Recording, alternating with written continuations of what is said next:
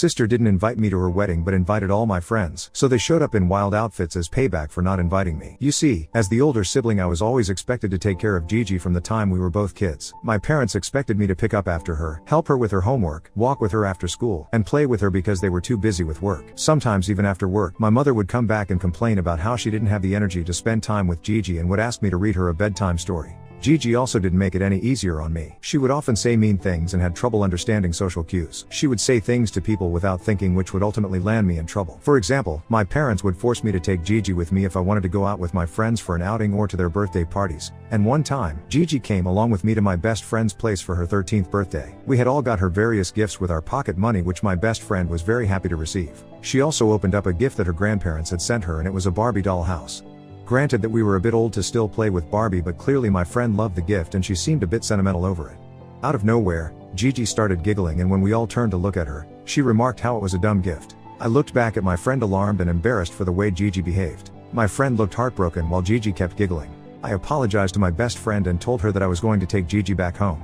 I was so embarrassed for how my sister behaved in front of everyone and was mean to the birthday girl for no reason. When I dragged Gigi back home and asked her why she would do something like that, she only smiled and told me that she said what we were all thinking and it was not her fault if my friend got hurt. I was so pissed and disappointed with her behavior. Later, when I told my parents about it, thinking they might be able to talk to her and let her know what she did was wrong, they instead started to lecture me about being a better sibling. They told me that I should not feel embarrassed about Gigi in front of others and that I should stop being friends with people who can't handle the truth. I was floored by their reactions. Looking back, I can see how they always gaslighted me in multiple situations just to condition me into accepting my sister and taking care of her while she would get away with doing things like this scot-free. As I kept growing up, I would start to rebel and stand up to my parents when they would force me to take care of Gigi or take her to various events with my friends. I would straight up tell them that Gigi can hang out with her own friends or they can take care of her because I needed my own time. They would accuse me of trying to leave her out of things and not being a good sister to her since Gigi didn't have any friends. It was true that Gigi didn't have any friends, and this was completely her own fault, as she would say outright mean things to everyone in the name of being honest, and this would ultimately hurt people's feelings. This also led to Gigi sitting in lunch hours alone as no one wanted to sit with her, so my parents would force me to include Gigi on my table, which I absolutely detested. Eventually, after hearing multiple lectures from my parents, I did let Gigi join me and my friends and hang out with us. When I went to college, this is when I experienced true freedom. At first, my parents wanted me to go to a college near to my place, but I worked hard and luckily through a scholarship was accepted into a reputed university hundreds of miles away from home. My mother begged me to not go, saying how Gigi would miss me and that I needed to take care of my sister and be a good big sis, but I did not care a dime. I moved out of their home into my dorm and never looked back. I was so happy to be away from my family that even during vacations or long weekends, I never went back home. It was like I could breathe again for the first time, and I didn't want to go back to the suffocation back at my home. Now I was part of a Facebook group with my friends from school, and I had also added Gigi to the group since she would hang out with us. In this group, Gigi would sometimes message and ask if anybody would like to hang out with her, but not a single person would reply back to her. Granted that some of my friends, like me, had moved miles away for college, but I knew a few who were still living in the same hometown, yet they were not interested in hanging out with her. I knew that my friends only hung out with Gigi since I was forced by my parents to take her with me, but now that I was not there, they had no reason to hang out with her. I didn't blame them since Gigi never stopped being mean with her comments towards them, so I respected their decisions whatsoever. Yet Gigi would keep asking people in the group to hang out with her. I also heard from some of them that Gigi would try to call them directly to see if they wanted to hang out with her, but they would either make up some excuses or ignore her calls. Meanwhile, Gigi and I hardly talked. She and I had always been forced to be together, and I suspect she didn't like me as much as I didn't enjoy her company either, so now that I was away from home, we hardly ever messaged each other. My parents would sometimes call to give me updates about her life and tell me how I should try to visit them soon and spend time with Gigi, but I paid no heed to them. During my final year of college, I had gone back home since we were all having a school reunion. I was quite excited to see my old friends again and hang out with everyone. When Gigi learned about this, she insisted that she wanted to join me as well since she wanted to hang out with my friends, but this time I sternly told her that these were my friends who I had spent my school days with and she had no right to intrude in this event. My parents tried to argue with me, but I quickly shut them down. I informed them that Gigi needed to have her own friends and her own life without forcing me to take her everywhere since we were not kids anymore. I thought this would be the end of this matter. During the reunion, I found myself immersed in a wave of nostalgia and laughter as we all shared stories and caught up with each other. We reminisced about our school pranks and inside jokes. I was having such a good time with everyone. As my friends and I sat down for lunch during the reunion, out of nowhere, Gigi walked into the restaurant uninvited. I was shocked and frustrated to see her, as I had clearly told her to stop interfering in my life, but here she was. Gigi approached our table, and before I could say anything, she loudly declared, "Oh, I missed you guys." The awkward silence that followed was palpable. Everyone looked confused between me and her since they didn't expect her to show up. Gigi, oblivious to the discomfort, pulled up a chair and started talking about how long it had been since she had seen everyone. I was pissed seeing the nerve my sister had to talk to my friends right in front of me at an event where she was not even invited. My friends, trying to be polite, made small talk with her. I could see from everybody's faces how uncomfortable they all felt and we could not talk freely. After we had lunch, I took Gigi aside and asked her to go back home, but she dismissed, saying that this wasn't a big deal and that I should get over myself because these were her friends also. She was starting to get on my nerves with her nonchalant attitude and I was slowly seeing red, so I decided to teach her a lesson. I took her back to my friends and decided to address the situation publicly to them in order to get their opinions so once and for all. Gigi understood how embarrassing her behavior was. I asked them if anybody felt it appropriate that little sister had come uninvited to our reunion. To my relief, some of my friends echoed my sentiments and told Gigi that they did feel uncomfortable with her since they were not close to her. My school best friend, then trying to smooth the matter, told Gigi that they could hang out with her some other day, but for today, they would like it if it was just the old classmates hanging out. Gigi looked embarrassed hearing their reactions and I couldn't help but feel satisfied watching her learn a valuable lesson about boundaries. She shot me an angry glance, clearly blaming me for this fiasco, and somberly walked out. That night, after I returned home from the after-party of my reunion, my parents confronted me about what happened and told me how I embarrassed Gigi in front of everyone by kicking her out. I explained to them how no one wanted her there and she had barged into our reunion uninvited, so she needed to apologize to me, but my parents started insisting that she is my sister and I need to be more understanding. My mother told me how Gigi always finds it difficult to make friends and no one wants to hang out with her, so she was excited to meet my friends knowing that they had always been sweet to her. I retorted back how I had been understanding about Gigi for years, but these people were only nice to her because I was their friend and they clearly didn't want to be around her otherwise. Gigi, who had perhaps been hearing our argument, barged into the room saying how everyone liked her and it was me who was trying to take her friends away from her. I started laughing hearing this and told her that if that was the case, then why didn't a single friend of mine hang out with her for all these years whenever she would message in our group chat or even call them? Gigi looked at me hurt and started justifying how everyone was just busy and it didn't mean anything, but I retorted back that everyone was just busy hanging out with her because they were not her friends. I know this might have been a mean thing to say, but I wanted Gigi to know the truth. My dad started saying how I was being selfish and I should apologize to Gigi for what I said, but I remained steadfast that it was Gigi who had crossed a boundary by barging into our reunion when no one wanted her there and it was time she needed to face the consequences of her own actions. This was the last straw that broke my and Gigi's relationship completely. Since then, we never spoke to each other, nor did we even try to be nice to each other whenever we met over the holidays. Years later, when I was getting married, my parents forced me to invite her, saying how bad Gigi would feel about not getting invited and that they didn't want the rest of the family to know that there was any bad blood between us.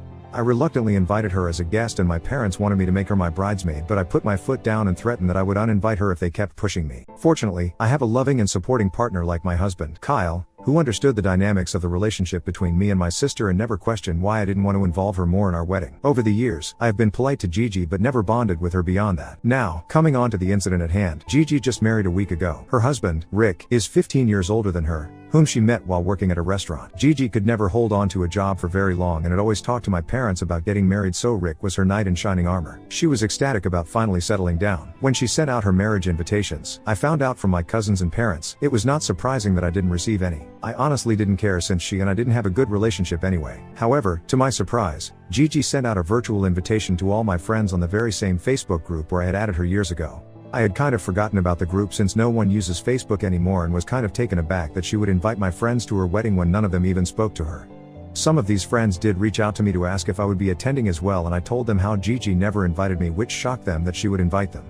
I told them that I didn't really mind if they chose to attend since I had no relationship with her whatsoever. I guess this news must have spread like wildfire among my friends because a bunch of them messaged me saying how rude it was for my sister to invite them, as they were almost strangers to her now, but not invite me when I used to take care of her and look out for her while we were growing up. I tried to make it clear that I was okay with her decision to not invite me, but because Gigi had publicly invited every one of my friends in the group and not me, it seemed to my friends like she had deliberately chosen to exclude me. I did have a talk with my parents regarding this and I reminded them how they had forced me to invite her to my wedding in the name of a family, but my mother started justifying how this was Gigi's decision on the guest list and they didn't have a say in this.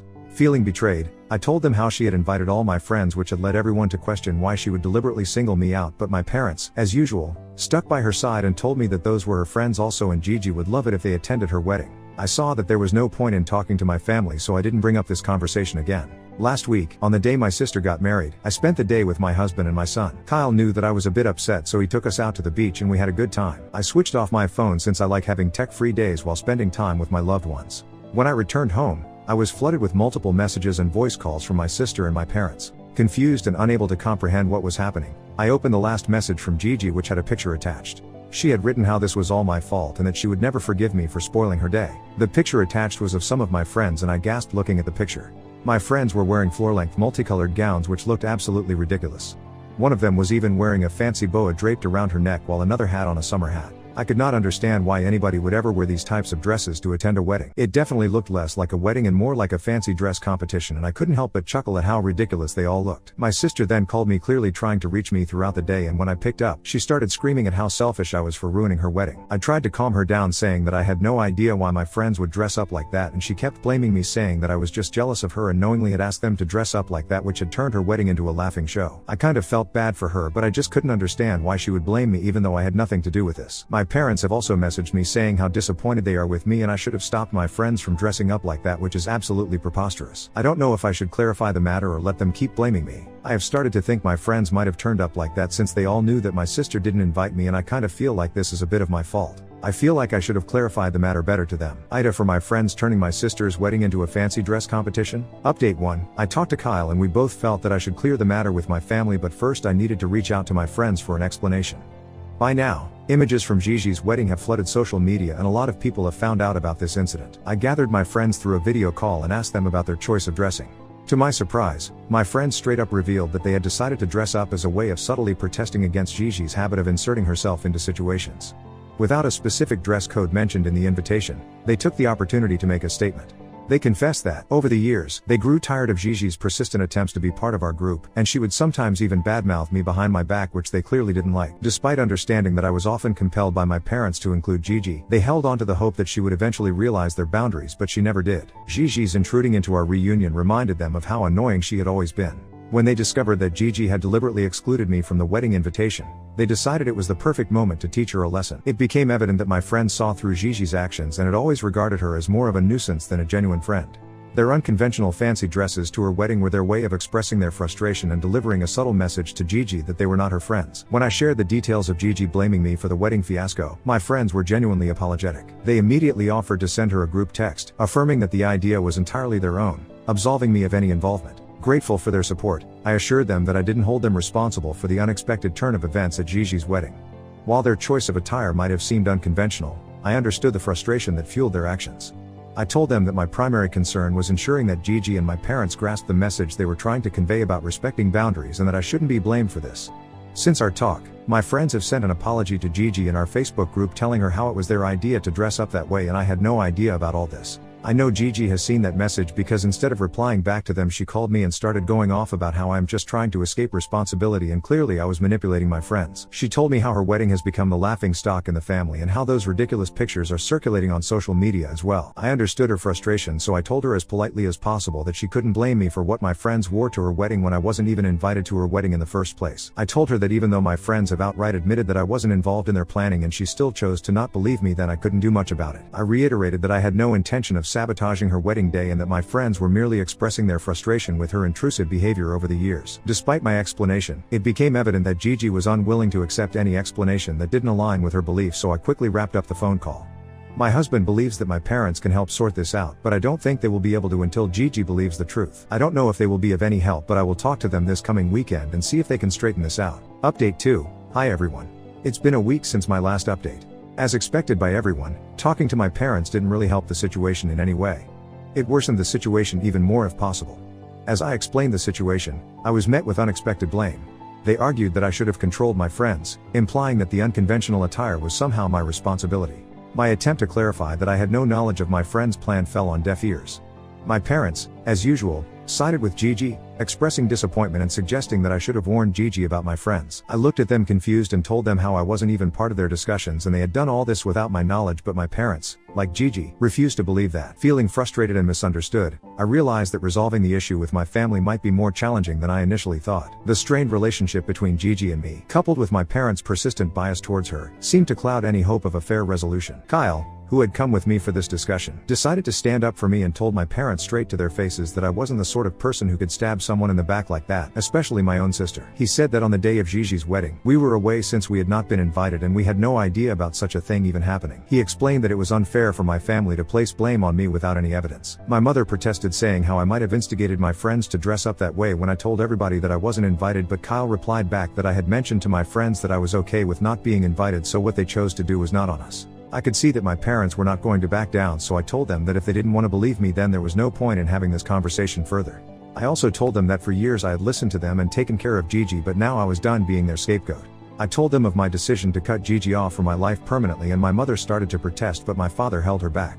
With that, we decided to leave my parents' place to distance ourselves from the situation, hoping that when their emotions would subside, they would subsequently see the truth. Unfortunately, they haven't reached out to me yet, so I guess they are going to stick by their beliefs. It's sad to see how they clearly favor my sister over me, even though I was the one who always helped her out. I don't know what the future holds for us, but if my parents are choosing to support my sister, then I will let them make that choice, even if it's disappointing. I have blocked Gigi for now and plan on keeping it that way in the future. Update 3. Wow, it's been 5 months since my last update. A lot has happened since my last post. First of all, I've been going to therapy. I know a lot of you guys suggested this since I have had a lot of trauma in my childhood and I needed to go to therapy and vent out my frustration and feelings. Therapy has changed my life. I feel so much lighter now. I know exactly how to express myself now, and I know that I did the right thing by standing up for myself in regards to Gigi's wedding incident. My parents did sometimes try to reach out to me over the months, but instead of clarifying or even apologizing to me for all the blaming that they did, they acted like nothing ever happened between us. I quickly realized that they only wanted to talk to me so they could have a connection with my son, their only grandchild, so I quickly cut them off.